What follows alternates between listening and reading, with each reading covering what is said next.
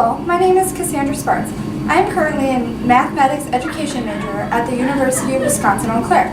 In my field of education, I have learned valuable facts and fictions of what high-stakes tests can do for educators.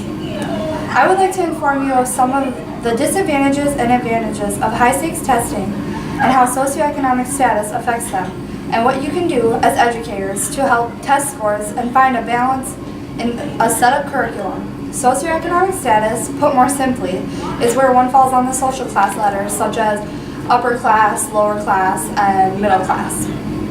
This can play a big role in how well one will do on a high-stakes test. There are many theories when discussing this topic, but some proof behind it. I reviewed many articles and found some viable information. The most common theory discussed is that the higher a person scores on a high-stakes test, the higher their socioeconomic status, meaning they could have more money than the others. This statement can go both ways, and the lower the high-stakes test scores, the lower the socioeconomic status, etc. Also, a huge statement made is that most individuals taking these tests are upper middle class white male Americans. Some statistics show that this is a true statement, however, it depends on teachers' ability to teach the viable information on those tests. A main concern today is that teachers are teaching their curriculums around high-stakes tests and not having a good balance of information. This could be harmful to students' learning because the students are limited to specific information and aren't getting in-depth knowledge on the subject. Educators should establish new curriculums with a better balance of instruction on high-stakes test material and instruction on in-depth concepts. It is a controversial topic today because most people do not necessarily know for sure what influences test scores. The majority of the articles I have reviewed stated that standardized tests set a standard of how well a student should be able to do overall. This makes the subject controversial. Just because a person can get a good grade on a standardized test does not necessarily mean they actually know the material of that course. When a student takes a high-stakes test, many things can be going on through their mind, such as, am I going to fail this test? I did not study well, and other things like that. I remember sitting in the ACT room being really stressed out, especially since there is a time limit on the sections of each test, which really puts pressure on a lot of students.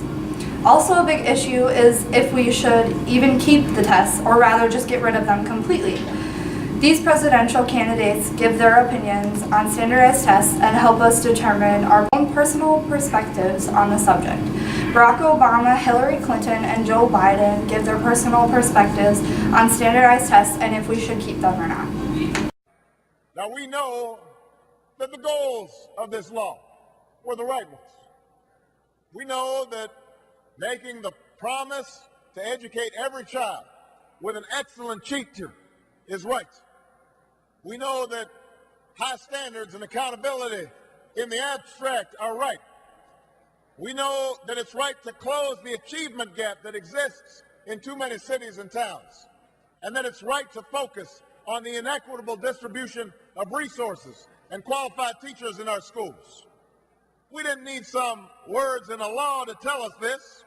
We already knew this, and every one of us is still willing to do whatever it takes to make these goals a reality. But don't come up with this law called No Child Left Behind and then leave the money behind. Don't tell us that you'll put high-quality teachers in every classroom and then leave the support and the pay for those teachers behind. Don't label a school as failing one day and then throw your hands up and walk away from it the next. Don't tell us that the only way to teach a child is to spend too much of a year preparing him to fill out a few bubbles in a standardized test. We know that's not true. You didn't devote your lives to testing. You devoted it to teaching. And teaching is what you should be allowed to do.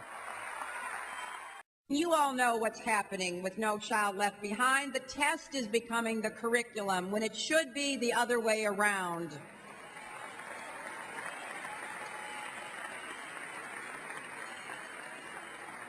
and the curriculum is being narrowed.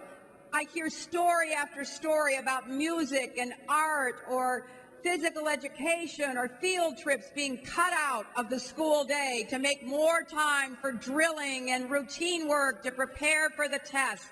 I don't know about you, but I remember those field trips. I learned a lot on things that took me out of the classroom with my teacher's guidance and gave me a view of a wider world. How much learning is exactly going on? Our children are getting good at filling in those little bubbles, but how much creativity is being left behind? How much passion for learning is being left behind?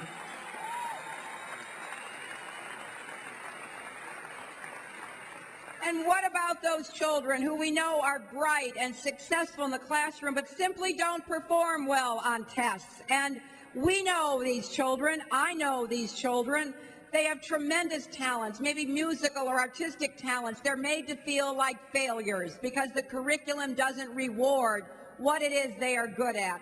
So we need a new approach, one that is balanced, that puts learning, not memorizing and testing, front and center in American education again. We're losing too many children in this country. Too much talent is being wasted. Too much potential untapped. And we know what we need to do. And it's not no child left behind. We need to do a heck of a lot more. First of all, we have to stop focusing on just test scores. We know even if the president does it, children need more than test scores. Secondly, we have to start education earlier. Thirdly, we have to pay teachers more.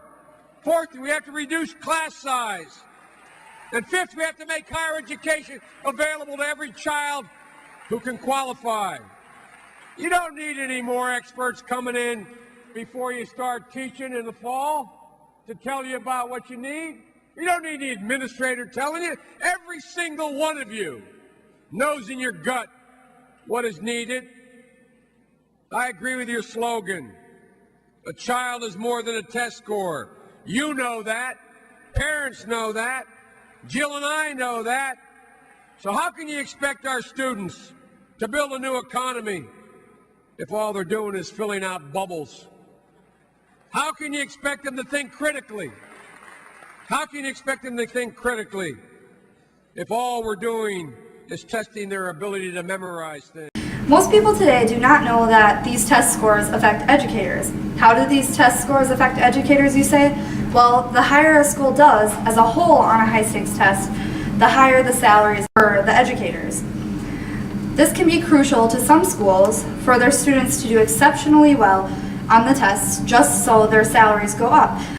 However, some schools do not particularly worry about the scores their students receive on the tests.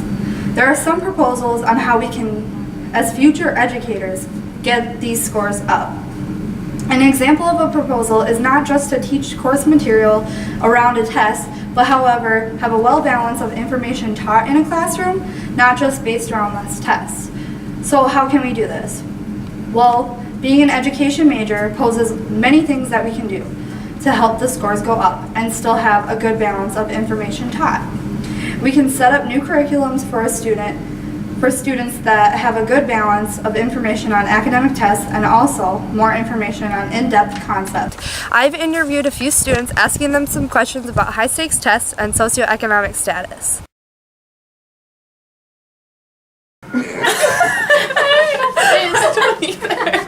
It's just like say testing.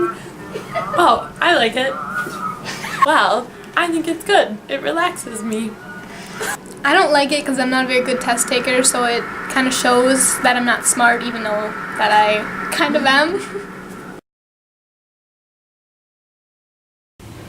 It means you're... It's like the round. Do you know what socioeconomic status is? No. It's like social class, like upper, lower, middle. I know. Well, it can be represented by houses and things that you own and your career and that kind of thing. To me, socioeconomic status is your social class combined with your earning potential, and then usually people judge others based on their socioeconomic status, but I just really don't care.